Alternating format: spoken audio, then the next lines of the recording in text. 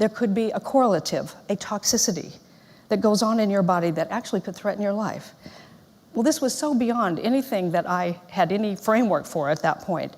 And then she said, could you believe it's possible that we could do a prayer or say words and this could completely be eliminated from you? And in fact, when they come to get you for surgery in the morning, they say, get up, go home, you're fine. Could you believe that? And I told her the truth. No, I didn't believe that was going to happen for me. There was not one part of me that believed. I was way more belief in my pain at that point. And she said, all right, if you can't believe this, now remember, there's an infinite number of possibilities. There has to be one where instead of we do this prayer, we pull all the genesis of this dis-ease that's going on in you and put it in the kidney that's going to get removed. And when it's removed, instead of you getting worse, you actually get better. Could you believe that's possible? I didn't know if it was possible, but I could tell she believed it was possible.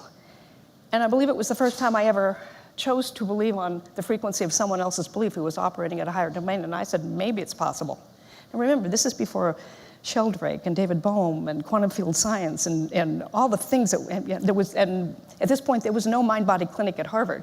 I mean, this is all, in the last 40 years, so much has happened.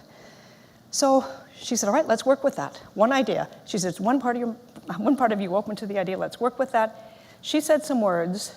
She gave me a prescriptive for how to use my thinking and my emotion, and then she left. And they did the surgery. And about a week or two later, my numbers were stable, enough that they said, you might have a little bit more time, we're going to let you go home. I went home to my parents' house in an ambulance where my son and my husband were staying.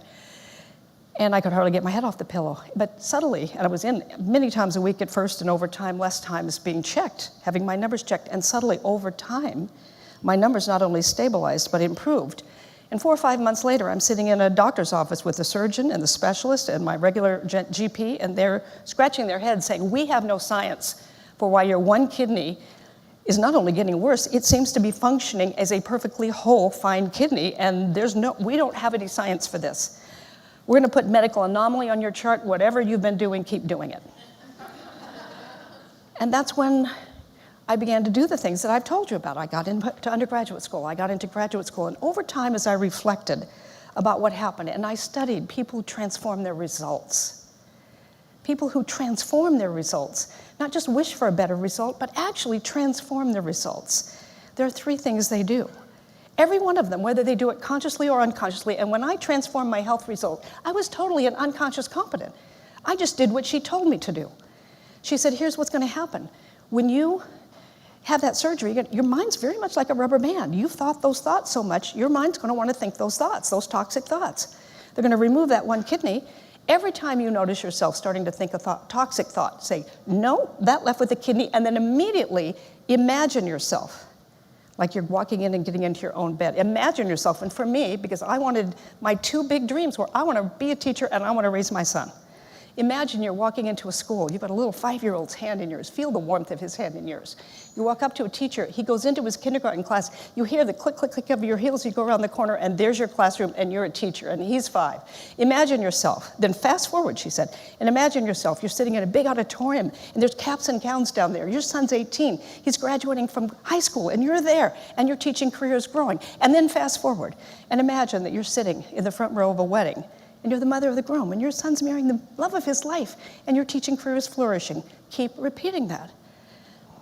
I had done that unconsciously. Every time I would start to think, oh my gosh, and start to generate that wavelength of self-loathing, I said, no, that left with the kidney. And then I saw myself, and I imagined being the person taking him into kindergarten, being the person, seeing him graduate, being the person sitting in the front row of his wedding. I had no idea the power of that.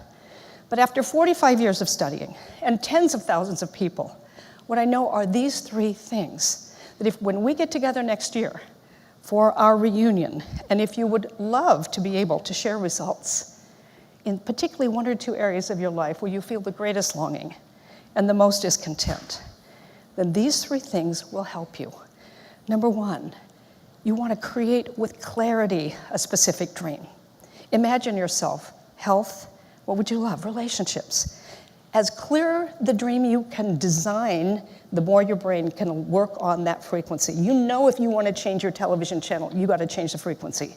You know if you want to change the radio station you're listening to, you got to change the frequency.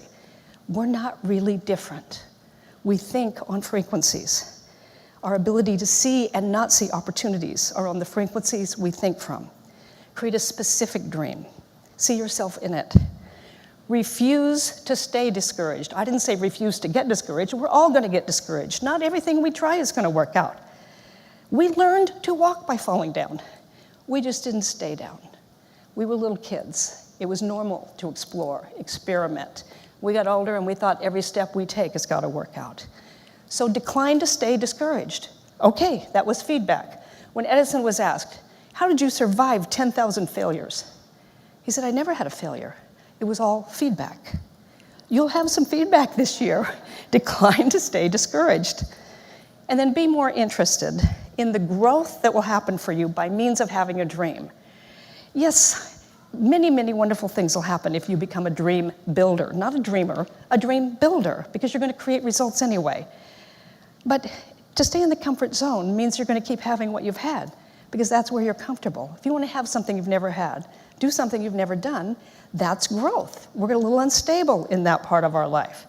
So if you're more interested in growth than comfort, you're willing to be interested a little bit in growth because it's more for you than what's been, and do that in service of your dream.